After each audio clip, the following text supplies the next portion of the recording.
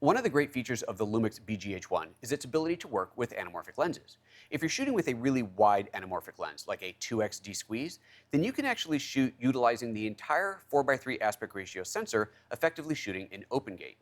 If you're shooting with a slightly less squeezed lens, like a 1.33x, such as the one we're shooting with today, then while you can still shoot in the full 4:3 aspect ratio, you're more likely going to shoot at 16:9, and then by the time you de-squeeze that, you'll have something that resembles CinemaScope. One of the cool things about this too is that once you set up the de-squeezing, you can actually use the anamorphic lens as a USB webcam. Let's take a look at the settings. This is the Lumix Tether for Multicam app. I'll open up the live view, which shows us the image that we're seeing through this camera here with this 1.33x anamorphic lens. As you can see, the image here is not yet de-squeezed, so it looks distorted. There's a couple things we can do. Let's go into the menu, and under the camera menu, and then under image format 1, under record quality, we can take a look at all the different recording options. Currently, I'm set into a standard Ultra HD 16:9 aspect ratio.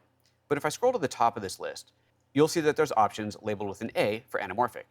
As you can see here, this one will shoot in a full 4:3 aspect ratio, utilizing the entire sensor in the camera. This is what's going to maximize the number of pixels that you're capturing, giving you the biggest image possible for your anamorphic capture.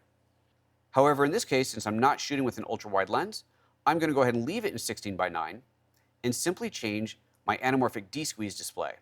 Currently it's set to off. Here you can see that I can choose any standard D-squeeze ratio. In this case, I'll choose 1.33x. And now when I exit the menu, now we're seeing the properly de-squeezed image in the software here. This image is coming over the USB cable, which means that we can actually also use this de-squeezed image as a webcam. We'll take a look at that at the end. This de-squeezed image is also appearing on the SDI output, meaning if you have an SDI monitor attached to your camera, you will see this de-squeezed preview on there. However, the de-squeezed image cannot and will not go out over HDMI, and this is actually a good thing.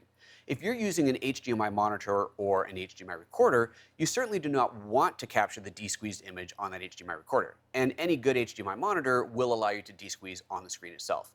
I've got the Atomos Ninja 5 recorder attached here, which will allow me to de-squeeze on the screen directly, but then still capture the full 16:9 non-de-squeezed image. Finally, let's take a look at this as a webcam.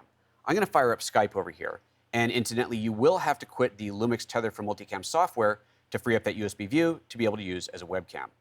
I'll open up the settings, jump over to the audio video tab, and there's the Lumix webcam software, and you can see the anamorphic image showing up there. To learn how to set up your Lumix BGH1 as a webcam, watch our video on setting up your Lumix BGH1 as a webcam. Those are the features and capabilities you need to know about to use your BGH1 with an anamorphic lens. Panasonic.